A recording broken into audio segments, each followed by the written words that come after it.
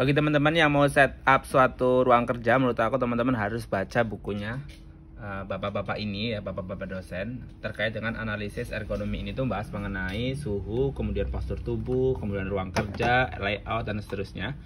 Ini ada salah satu yang aku suka dari buku ini, yaitu membahas mengenai suhu di halaman 27 terkait dengan implementasi analisis ergonomi ya. Jadi saya juga mengacu pada buku ini untuk meng-setup ruang kerjaku.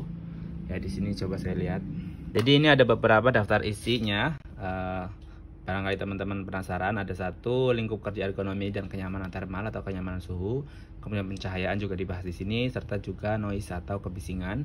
Bahkan juga ada desain ruang kerja atau layout agar lebih efektif dan efisien ruang kerjanya. Kemudian di sini ada hasil riset ergonominya, kemudian ada implementasi riset ergonomi. Nah, ini di sini coba kita lihat di halaman 27 ya. Kita lihat dulu. Sudah menuju ke halaman 27. Nah, kayaknya udah nih. Nah, di sini yang ingin saya garis bawahi adalah salah satu riset yang dilakukan di Fakultas Teknik UNM. Kemudian dia menggarisbawahi bahwa ruang kerjanya tidak seberapa nyaman. Ini rata-ratanya 30-an ya kalau dilihat secara kasat mata. Dan ini sangat tidak nyaman. Di sini keterangannya juga mengacu bahwa ini tidak nyaman.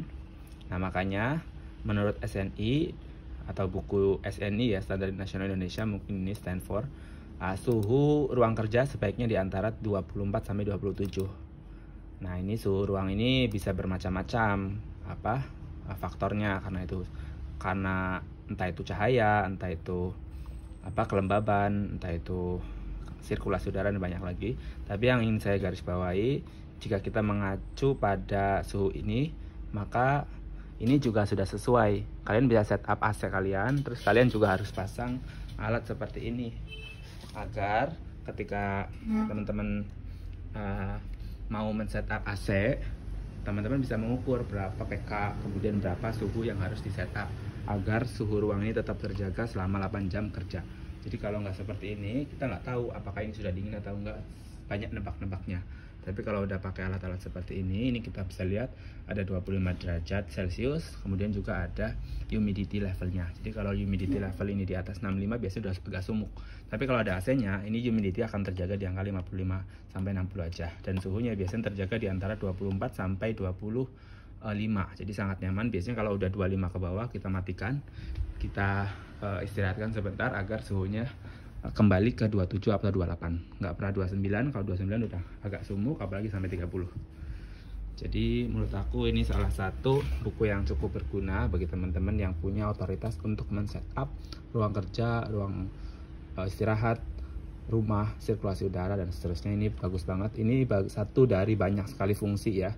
Ini satu dari berbagai macam aspek.